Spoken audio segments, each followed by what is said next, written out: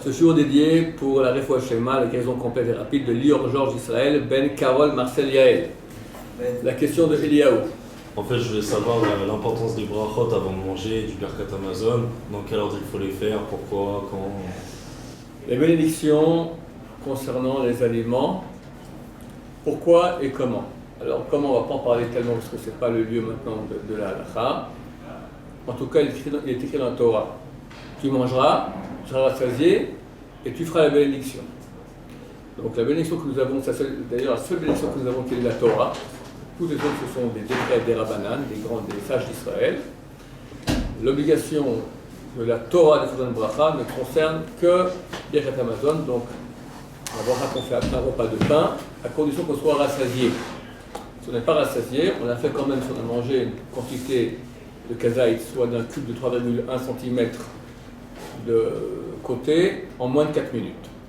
En 4 minutes ou moins, et il y en a qui disent même un peu plus. Alors c'est seulement, si on n'est pas rassasié, c'est seulement une obligation des Rabbanan, des sages d'Israël. Si on est rassasié, il faut tenter de le faire, alors c'est de Horaïta, c'est une mitzvah de la Torah. Ça c'est pour la halakha. Maintenant le pourquoi profond de cela. Pour bien comprendre le pourquoi des brachot, les bénédictions avant et après le repas, chose super importante, la Gemara dit que celui qui consomme une chose sans faire la bracha, profite de ce monde sans faire la bracha auparavant, il vole Knesset Israël, la collectivité d'Israël. La collectivité d'Israël, c'est la Shrina, c'est la présence divine qui vit parmi Israël. Il vole, il prend un flux de façon interdite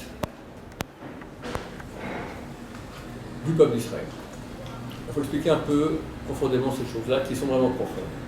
Pour expliquer cela, il faut comprendre aussi les raisons profondes de la cacheroute.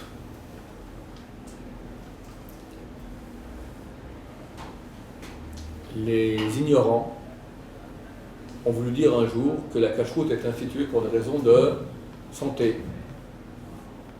Tous avant, vous avez entendu une fois dans votre vie qu'on ne mange pas de porc parce que dans le temps, il n'y avait pas des bonnes conditions sanitaires. Le porc est un animal qui vit par les excréments, etc. Donc ça transmet des maladies. Pour cela que la Torah interdit le porc.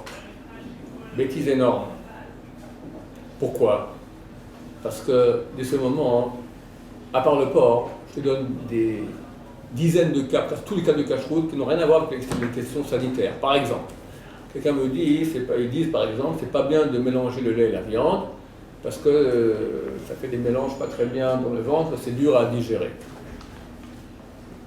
Alors d'abord la Torah elle-même n'interdit que lorsque c'est bouilli ensemble. Les sages d'Israël ont interdit lorsque c'est ensemble sans être bouilli. Et ils n'ont interdit que si c'est d'abord la viande et après le lait, pas le contraire. Or si je bois un verre de lait juste après un bon steak, ils sont les bleus dans le ventre en même temps, et c'est permis. Il est bien d'attendre une demi-heure, une heure, c'est le Zohar qui dit ça, le Zohar Kadosh, le Kabbalah. Au niveau de la loi stricte, c'est permis. Donc messieurs les réformistes ou les ignorants qui croient connaître la Torah, comment expliquez-vous maintenant que c'est permis dans le sens lait-viande? Si c'est d'après vous le mélange est nocif, c'est pour ça que la Torah l'a interdit, il faudrait aussi interdire le sens lait-viande, non seulement le sens viande-lait, d'abord viande après lait, mais aussi le sens lait-viande. Or c'est permis. Vous pouvez voir à propos de la cacheroute des l'égorgement est rituel. Une bête pour être cachère, on doit, si c'est un volatile, on doit l'égorger, la majorité soit de l'œsophage, soit de la trachée. Si c'est un animal domestique tel que chèvre, mouton, vache, etc., il faut égorger la majorité de ces deux tuyaux, l'œsophage et la trachée. C'est combien la majorité? C'est 50%, virgule 0,0000001. La majorité du tuyau. Donc si maintenant j'ai égorgé que 50%, virgule 0,00000, la bête elle est taref, elle n'est pas bonne à la consommation, elle est cachère, elle est non cachère comme du porc, comme de la langouste ou du scorpion. Si j'ai égorgé 50%, virgule 0,00001, elle est totalement cachère, le plus grand Moshe Rabbeinu peut la manger. Qu'est-ce que ça change au niveau physique? Une bête dont on a égorgé 0,0000001 de sa trachée, on a sectionné cette partie-là, ou 0,0000, Qu'est-ce que ça change au niveau physique dans la bébête? Et elle souffre. Hein? Elle souffre, non? Ce 0,0001, il a changé quelque chose au niveau physique. Les gens disent que c'est des raisons de santé qui ont motivé la cache-route. Ridicule. Ridicule. D'autres exemples. Qu'est-ce qui n'est pas cachère? Donnez-moi encore d'autres exemples. La girafe. Pardon? La girafe. La girafe, elle est cachère, ça doit faire. C'est pas un très bon exemple. Les poissons. Poissons sans écailles. S'ils ont un nageoire, ça va. Mais sans écailles. Qu'est-ce qu'il y a de mal? Qu'est-ce qu'il y a de mal à consommer un poisson qui n'a pas d'écailles? Peux-tu m'expliquer au niveau physique les méfaits de cela? Donc cet argument, il est complètement bidon. Faux. C'est les haïsseurs de la Torah qui l'ont inventé il y a 150 ans. Il y en a encore quelques ignares qui y croient. La cache-route, les raisons profondes de la cache-route proviennent d'une raison beaucoup plus profonde. Je vous pose une question. Vous êtes le bon Dieu. Vous créez le monde. Vous le créez bien. On voit qu'il y a ici un problème dans la création, un esclavage, un asservissement. À quoi? À un tuyau, l'appareil digestif, œsophage, estomac, intestin, anus. Ce tuyau-là nous rend dingue. On passe. Combien de temps on passe à manger dans notre vie? Mastiquer, déglutiner, mastiquer, déglutiner. Plus, allez, je vous mets les toilettes aussi dans le tas. Au moins 1h30. Non, qu'est-ce que je dis? Ouais, on peut dire 1h30, allez, je vais être gentil.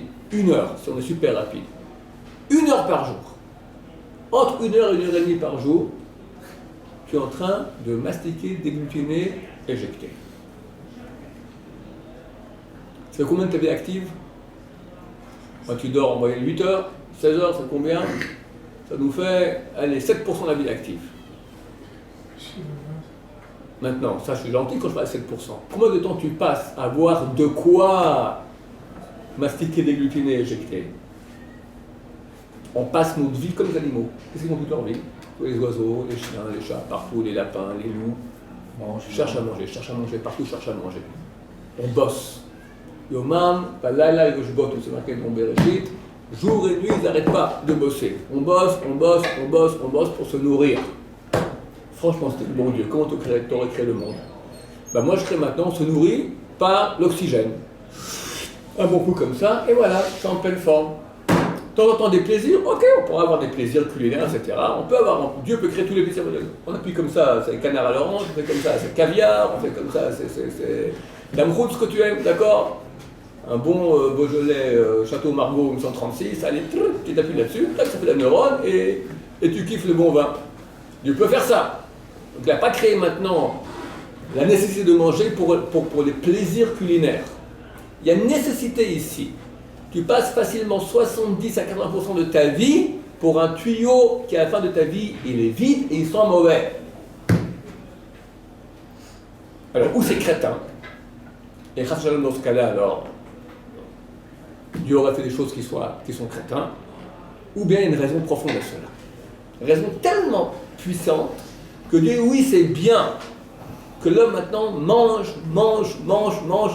toute sa vie. Quelle est cette raison?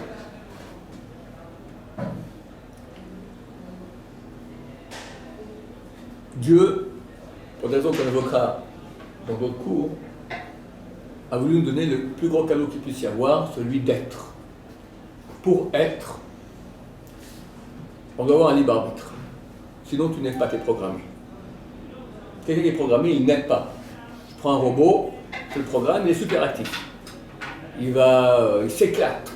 Tous vos rêves les plus dingues, les rêves animaux, d'accord, il les fait. Il va à la plage, il va à la montagne, il fait du surf, il pour le sous-marine, du ski sur l'Everest en neige-vierge, il va s'éclater à Ibiza, tout ce que tu veux. Mais tout ce qu'il a fait, c'est programmé. Est-ce qu'il est? Il n'est pas. Programmation. Hein? Il n'est pas. Il est maintenant humain. Il est le fruit de ma programmation, mais lui, en lui-même, n'a pas d'être intrinsèque. Le seul être qui a un libre arbitre, donc qui est, c'est l'être humain. Il peut choisir. Oui. Non, mais par exemple, on dit qu'à Rosh Hashanah, tout est en fonction de mes actions que j'ai faites de mon libre arbitre, Dieu va juger maintenant comment va aller cette année en fonction de ce qui va m'arriver à moi. Et parce que quelles seront mes épreuves? Qu'est-ce qui va m'arriver, indépendamment de moi? Et quelles sont les épreuves auxquelles je serai confronté ou je choisirai? Ce n'est pas choisir ce que je vais faire à l'avance, jamais. Ce que Dieu choisit, c'est une arborescence.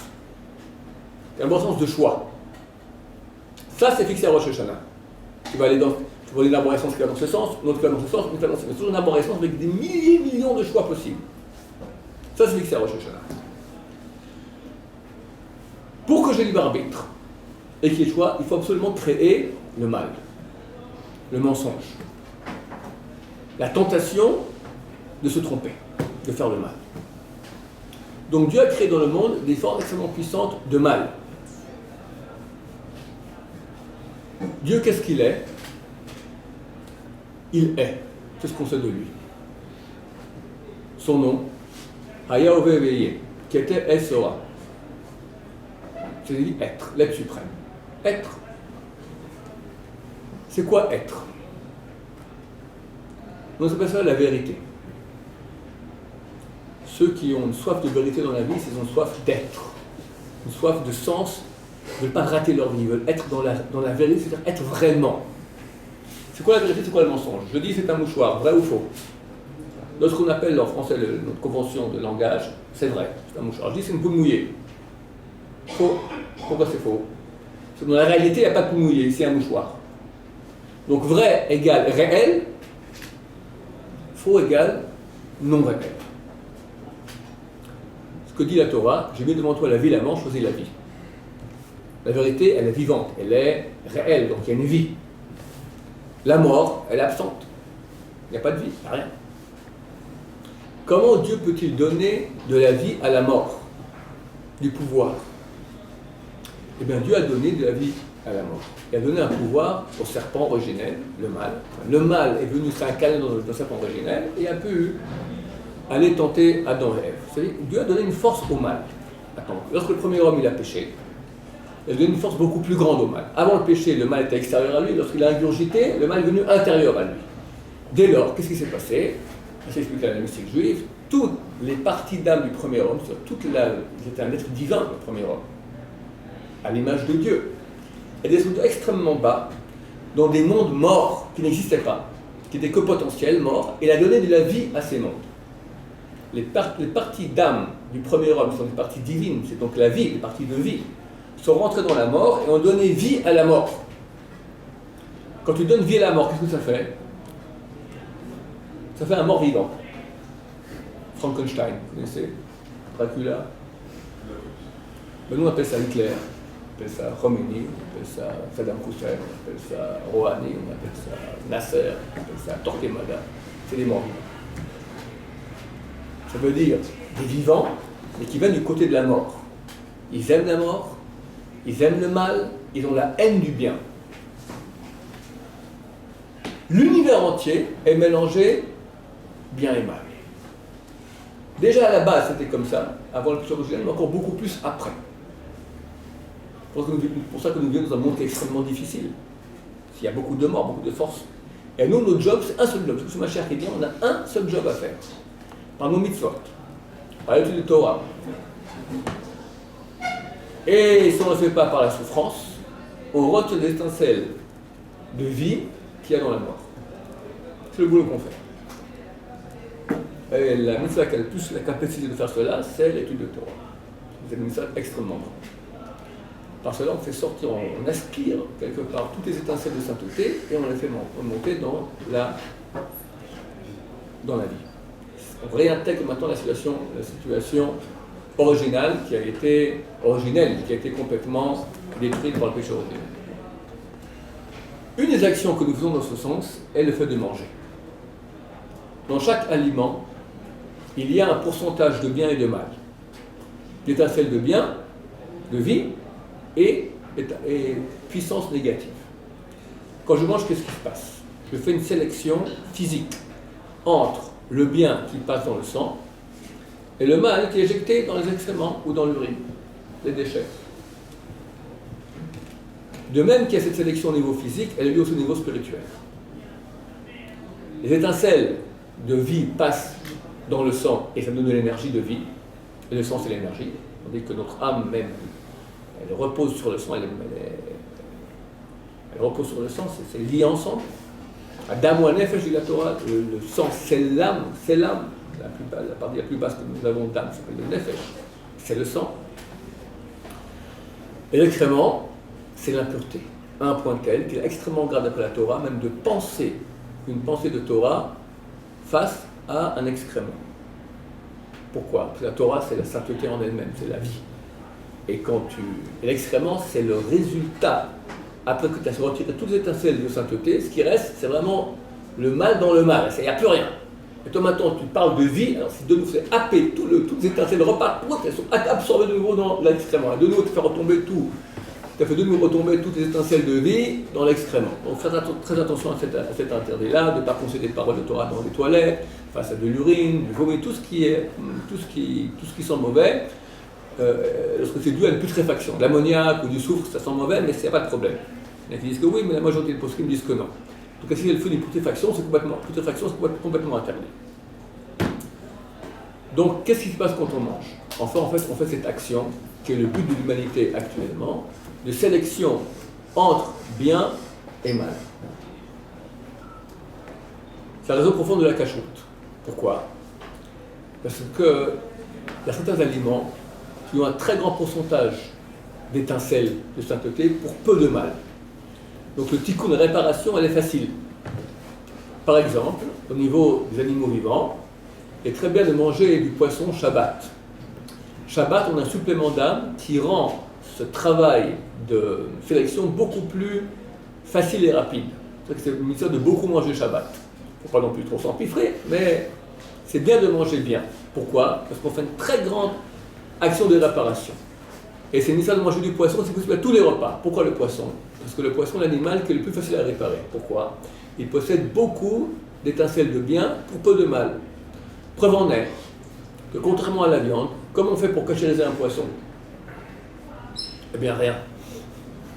Tu le sors de l'eau, tu attends qu'il soit mort, tu peux l'avaler comme ça. Pas besoin de le cuire, pas besoin de l'égorger, pas besoin de faire une salaison, pas besoin de rien. Il n'y a pas de partie à enlever, tout est caché. Même sur l'intestin? Pardon? Même sur l'intestin? L'intestin, tu vois, c'est pas très bon à manger, mais pour une cachère, c'est cachère complètement. Avec l'intestin. Il a pris un verre, par exemple, c'est encore bon. Bon, j'allais le dire. À part les verres qu'il contient. Donc c'est bien dans le leçon de la raison des intestins qu'il peut contenir le verre. Normalement, les verres ne rentrent pas dans la chair. Il y en a dernièrement, ça arrive aussi. Ici en Israël, il y a tous les magasins de poissons doivent recevoir un Hercher. Le Bata, c'est bien vérifier que les piscines d'où viennent les poissons ne sont pas polluées par des vers. Parce que des fois, aujourd'hui, maintenant, les vers sont commencés à rentrer dans la chair. Un temps, ça suffisait d'enlever tout l'intestin. Maintenant, ils ont repris le truc. Les vers, il veut absolument qu'on en mange. Alors, ils rentrent même dans la chair du poisson. Donc, tu peux voir, il y a un petit Hercher dessous. Ça nous provient d'une piscine non polluée de vers. On s'entend que c'est cachère. Alors, comment ça se fait qu'il y a des poissons qui sont cachères et d'autres non? Maintenant, il y a des poissons qui sont non cachères. Les animaux, tout ce que je dis maintenant, c'est des poissons qui sont cachères. Poisson qui est non cachère, c'est quoi un animal qui n'est pas cachère? C'est qu'il a plus des Exactement, il a beaucoup de puissance négative pour très peu d'étincelles positives. Alors qu'est-ce qui va se passer? Alors quand je vais le manger, je suis incapable aujourd'hui de faire la sélection, parce que le mal va être beaucoup trop grand et je ne vais pas pouvoir faire la sélection, il va rester en moi et il va me faire des dégâts. Les dégâts spirituels, ça veut dire, j'aime plus la Torah. Pour ce moment, la haine de la Torah, la haine de Dieu, je ne comprends pas, je me révolte. Je suis attiré de façon folle par tout ce que Dieu ne veut pas. Les filles, la bouffe, l'argent, enfin toutes les bêtises de ce monde-là, ça m'attire alors que les raisons profondes du pourquoi de moi-même, ouais bon, tu me saoules. Ça c'est un exemple de quelqu'un qui est touché, d'accord, dans son âme. Nous sommes tous un peu touchés, t'en fais pas. Mais on essaie justement de réparer ça. C'est pour ça qu'il est écrit qu'à la fin des temps, quand Machar reviendra, il y aura une période qui va passer, etc. Au bout d'un moment, c'est marqué que le porc reviendra cachère. Parce qu'on va arriver à une faculté de réparation tellement grande, et lui aussi, le mal est tellement atténué qu'on pourra aussi maintenant réparer reprendre les étincelles qu'il y a dans le porc. Mais actuellement, on ne peut pas faire cela, donc ça reste complètement interdit. Maintenant, il y a des aliments qui sont à mi-chemin, par exemple la viande. La viande, c'est permis. Après, c'était interdit, avant le déluge, après, c'était permis. Mais à condition qu'on doit d'abord l'égorger comme il faut rituellement. C'est ça la raison profonde de l'égorgement. C'est pas du tout pour des raisons physiques, elles sont complètement mystiques. Quand on égorge comme il se doit, alors on fait une action mystique qui va enlever les étincelles négatives. Ça enlève déjà partie des étincelles négatives. Ensuite, le sang va sortir, dans le sang se trouve l'âme de la bête qui sort. Le sang lui-même, il est interdit. Le sang sort. Après, je fais une salaison, je vais absorber avec le sel, je vais absorber le sang qui est encore dans les organes. Toutes ces actions-là vont me permettre d'assainir, d'enlever déjà beaucoup de forces négatives. Reste maintenant la viande qui est cachère, si elle est cachère. Et là, en la mangeant, je fais une très grande réparation, surtout à Shabbat, plus que les autres jours. Maintenant, donc, notre travail, pourquoi Dieu a fait que 80% de notre vie, on passe à manger? En faisant cela, de même qu'on fait maintenant un travail de puiser les étincelles de sainteté qui sont imbriquées dans le mal, quand on mange, on fait cela et au niveau physique et au niveau spirituel. Donc la même action que nous faisons, quand on étudie la Torah, quand on prie, quand on fait des mitzvot, tous ces mitzvot-là qui ont comme but de faire monter les étincelles, on le fait aussi en mangeant. Une des étapes nécessaires pour faire ce tikkun-là, cette réparation-là, est la bracha. C'est un truc mystique, magique. Quand on fait la bénédiction sur l'aliment, alors les parties négatives, qui sont encore dans l'aliment, même sur une pomme, il n'y a pas trop de problème de négatif, à part en Israël. En Israël, il y a des tas de problèmes. À l'étranger, une pomme, à l'étranger, il n'y a pas de problème. Mais une pomme en Israël, il y a un problème de orla, un problème de shvit, un problème de Orla, c'est quoi l'Israël? De trouma. Orla, si y a un doute, en Kouzarel, ça va. Même que tu as un voisin non-juif qui a maintenant 2 arbres, un orla par orla, tu amènes-moi une part de ton arbre, tu amènes, je ne sais pas de quel, tu peux le manger. Mais si tu sais, c'est interdit, c'est vrai. Mais en Israël, c'est beaucoup plus compliqué, beaucoup plus grave. Donc tu as orla, tu as shvi'it, tu as trouma gdola, tu as troumat maaser, tu as maaser rishon, tu as maaser sheni, tu as maaser ani, tu as revaï, kerem revaï, neta revaï, qu'est-ce qu'il reste encore? Tevel, shvi'it, orla, tu as problème de, on ne fait pas aujourd'hui pas, tu as problème de kilaï. 10 problèmes. Malheureusement, tu n'as pas compris. Je vais pas faire. C'est 10 sortes d'interdits qu'on peut trouver sur une pomme. Mais une pomme à l'étranger, parce qu'il faut manger que des pommes dans des endroits cachés. En Israël, on achète des légumes et des fruits, mais il suffit attention, ceux qui viennent d'arriver en France, ils sont pas au courant. Une pomme innocente en Israël n'est pas innocente, c'est une bombe à retardement. Il faut vérifier qu'elle a été achetée dans un endroit qui est cachère. Sinon, on mange du taref, une pomme taref, une poire taref. D'accord? Si c'est possible. C'est pareil, il y a légumes. Légumes exactement la même chose. Il y a moins de problèmes, pas le problème de orla, mais tous les autres problèmes, comme les sphériques, il y a d'autres problèmes qui sont plus graves dans les légumes que dans les fruits. Donc il faut manger cachère. Donc à l'étranger, on ne va pas aider Israël en achetant des fruits, des avocats d'Israël et des oranges Jaffa. On va acheter du Brésil ou de l'Espagne, mais pas d'Israël, parce que les fruits qui sortent d'Israël pour l'étranger, on ne fait pas attention à tous ces problèmes. Il y en a qui ont autorisé, mais ce n'est pas clair du tout, donc c'est mieux d'éviter. Il n'y a pas ces 10 problèmes à l'étranger, en Espagne. Il y a beaucoup de lois qui concernent que la terre d'Israël et pas l'Espagne. La grandeur de la terre d'Israël. On fera un cours à l'occasion sur le sujet. On fait des élévations supérieures sur la terre d'Israël. Bien sûr, rien à voir. Manger en Israël, c'est énorme. Énorme. Donc, vivre en Israël, respirer en Israël, c'est énorme. C'est marqué que l'air d'Israël rend sage. 2 fois dans le Midrash. Je continue, messieurs. Pourquoi la bracha? Qu'est-ce qui se passe? Quand on fait la bracha, on fait une action qui va enlever encore les derniers restes négatifs de l'aliment. Même une pomme cachère en France, d'accord, elle contient beaucoup de parties négatives. On raconte une histoire. Hein. Il y avait un type qui a fait peut-être 10 ou 12 ans dans les ashrams en Inde. Après, les trucs de méditation en Inde, au Népal, etc. D'accord. Et puis après, elle a fait tchouva. Comme beaucoup de gens qui sont partis en Inde, au Tibet, après sont venus ici en Israël. D'ailleurs, on dit que le Dalai Lama, dans son tiroir, il a des prospectus de Orsamer, c'est la grande yeshiva pour Balé Tchouva. Beaucoup d'Israéliens vont là-bas, toi t'es juste, tu as un rang de là-bas, vous avez beaucoup plus chez vous que chez nous. Quelqu'un m'a dit une fois qu'il a dit, où nous on finit, vous commencez. Bon, je ne suis pas certain à 100% de ce truc-là. Par contre, ce que je vois comme maintenant, je suis certain à 100%. Un type est revenu ici, bon, il a fait tchouva, il est devenu religieux. Puis un beau jour, une jeune fille que j'ai connue là-bas, lui a dit écoute, je viens en Israël, peut-être on se rencontre, on discute un peu, ouais, volontiers, hein, on discute tout ça. Bon, ils vont manger au resto, et lui, il prend son truc à manger là, il fait la bracha. Il fait la bracha, et hop, il mange. Elle devient toute blanche. Et qu'est-ce que tu as fait là? Ben, nous, on fait une bénédiction comme ça pour enlever les forces négatives. J'ai vu exactement comme ça. Moi, pour enlever les forces négatives d'un aliment que je vais manger, ça me prend 3 heures de méditation, comme ça elle a dit. Je fais des machins, des trucs, à la fin elle mange sa pomme. Et nous, hop, terminé. Déjà pas mal qu'elle arrive à ce niveau, elle, en 3 heures de faire, et qu'elle le voit, elle a vu sur l'aliment, elle a vu nous on voit rien. Donc la bracha, elle a un impact extrêmement grand d'enlever les impuretés qu'il y a dans l'aliment et de faire monter, après la bracha qu'on fait après, c'est-à-dire monter les étincelles très haut. Quand on fait la bracha après, on fait monter les étincelles. Avant, on enlève les impuretés. C'est pour ça que le Ben Ish Chai dit qu'il est très important de laisser les restes des aliments sur la table. Quand tu as mangé un poulet, bon, il y a les os du poulet. Les os du poulet, il n'y a pas des étincelles, il y a des étincelles dedans. Comment on les répare? En faisant la bracha que tu fais après la consommation, elle répare les aliments.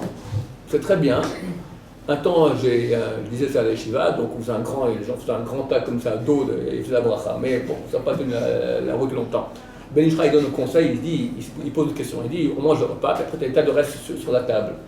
Tu as des pelures d'aliments, tu as des os, tu as des morceaux de graisse, des arêtes, tout ça. Ok, maintenant la maîtresse de maison, elle va venir amener le dessert. Elle va pas amener le dessert sur une table pleine de déchets. Elle nettoie les déchets, elle met de nouveau une autre nappe, elle met des fruits, des glaces, etc. Il dit mais qu'est-ce qu'on fait des déchets? On les enlève, la bracha, on ne pourra pas la faire sur place. C'est un problème. Et il dit, j'ai beaucoup réfléchi, j'ai trouvé une solution. Il donne une solution donc aux maîtresses de maison. Il dit, on laisse la nappe avec les déchets, on met une autre nappe sur les déchets comme ça, et dessus on amène les fruits et les glaces. Bon, je n'ai pas vu beaucoup de gens qui ont réussi à faire ça, mais tu dis à quel point pour lui c'est important que sur la table restent les os et les déchets des aliments pour faire le tikkun, la réparation. Et le Birkat Hamazon est très important aussi de faire le zimoun. S'il y a 3 personnes, on peut faire le zimoun, ça peut aussi partir. Il y a un petit trou, il y a une force négative qui est là, elle part quand on fait le zimoun. Donc toutes ces choses-là ont été instituées pour des raisons extrêmement profondes de sainteté, de faire monter la sainteté et de nous dégager de toute force impure. Juste une chose, comment ça se fait que quand on fait la bracha, on a l'impression qu'il n'y a rien qui se passe? Pourquoi est-ce qu'on ne voit pas, on ne ressent pas un truc au moment où on fait la bracha? Mon cher ami, ça fait combien de temps que tu fais la bracha? Un mois et demi? Non, je la faisais avant de venir à l'Yeshiva. Quand tu étais. Tu as commencé il y a combien de temps? Il y a des moments où je la faisais, des moments où je la Bon, regarde, je te dis, toute ta question est vraie pour tout. Pourquoi on ne sent pas le Shabbat? Pourquoi on ne sent pas les tefilines? Il y avait un rabbin à la rue, la Piane, il est décédé il y a 30-40 ans. Comment il a fait un tefilin s'il est caché ou pas? Mettez sur la tête. Cacher. Pas soul. Cacher. Et nous, tu peux mettre 10 ans à tefilin et pas soul, tu n'es pas au courant que. Donc, c'est une sensibilité aux choses de l'âme. Ça requiert beaucoup de travail, beaucoup de pureté. Au bout d'un moment, quand on a complètement évacué, pas complètement, enfin beaucoup évacué chez nous le côté négatif, et beaucoup développé chez nous la pureté, on devient extrêmement sensible à la sainteté. On voit la tête de quelqu'un, on peut voir sa sainteté, on voit des choses au bout d'un moment. Moi je ne vois rien du tout, d'accord, mais il y a des gens qui voient complètement. Baruch Adonai, Amen.